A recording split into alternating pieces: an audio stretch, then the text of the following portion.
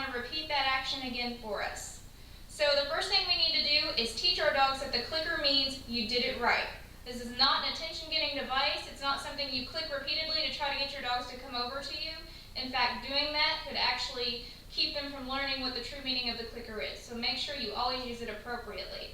So we're going to go straight into charging the clicker, or loading the clicker as some people will call it. Alright, so charging the clicker is teaching your dog that every time it hears the sound of the click, it's going to get something good. That's going to make it want to work for the clicker. It's going to make them want to offer behaviors for you. So first of all, before we actually ask them to do any sort of trick, to accommodate them with this concept, we've got to click and immediately treat right away. Now these two know what the clicker means, so they're already paying a lot of attention to me when I've got it out, when they know that we're in training mode. So you may find that your dog is a little distracted during this process, and that's okay. Just wait until you've got his attention, click and treat. Another thing that I like to do when I'm charging a clicker is pair it with the word yes. Yes.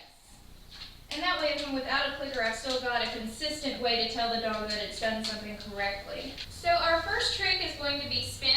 A very simple trick that you can teach, and it looks really cool when you do it right. So let's start with Obi. And you'll notice sometimes I'll put Cricket aside when I'm not working with her. Every now and then I'm going over and rewarding her for staying in that position. So that's just a really quick tip on how to work with two dogs at once. The clicker does not confuse them if you've got more than one dog you're working with. Same goes if you're in an obedience class and everybody's clicking. The dogs quickly learn which master and which clicker is actually for them. Cricket down, steady. Obi. Alright. So with the spin command, very easy, going back to luring, keep your treat by the nose, he's offering a paw, and just kind of pull it around. As soon as he completes a circle, click and treat. As simple as that. Let's try that again, all the way around. Yes. I'm pairing my click with the word yes. That way we can use either one. Yes. And quickly he catches on to what I want. Very fast. Once you have your dog reliably performing the behavior that you're trying to teach, you can add the verbal command and you can start introducing the actual hand signal. So for my signal for spin, I want to do this, and he's already getting it. It's just an adaptation of the luring. And at the same time, spin. Yes, very good. So Obi's really got the idea of his trick now. Obi, spin. Once they get really good at a trick, you can fade out the clicker. You don't have to click every single time. You can tell them yes, give them a treat, however you want to do it. The clicker is primarily just to teach a new trick. So the next trick that I want to teach is take a bow or curtsy if you have a female dog. This is just going to teach them to put their front end of their body close to the ground. They're going to take a bow downwards. Very cute trick, and another one that's very simple to teach. So this is a brand new trick for Obi. He does not know how to take a bow yet, so he's a very good example of how it's going to look when you're doing this with your own dog.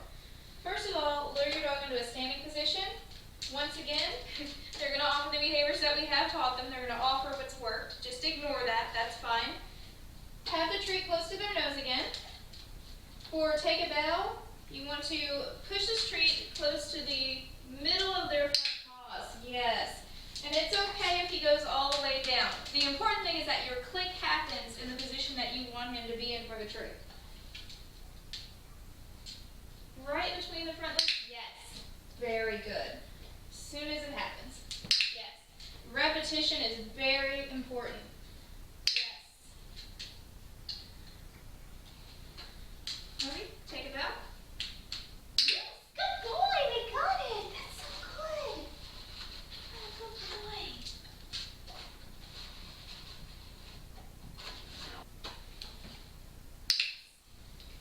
So our next trick is going to be called bang, or what most people call play dead.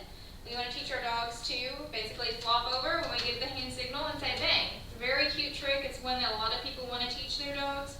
So what I want to point out though is that your dog should know some basic commands before we go into this. Bang is really a combination of a couple of different things. What I usually do, so when I'm teaching bang, is it goes down and then luring the dog over into the sideways position. Later on, I add a few other variations which involve stay, but for now, we'll just stick with the basic flopping over from the down position. Obi down. Yes. Tell him yes, just so he knows that's what I wanted. All right, now back to trying to lure him to his side. Yes. Obi down. Yes. Back to luring him over. Yes. Good job. Good job. Bang. Yes. Again, I'm adding our cue after he's shown that he's understanding what's going on. Bang. Yes. Notice I'm, again, pulling my hand farther and farther away from his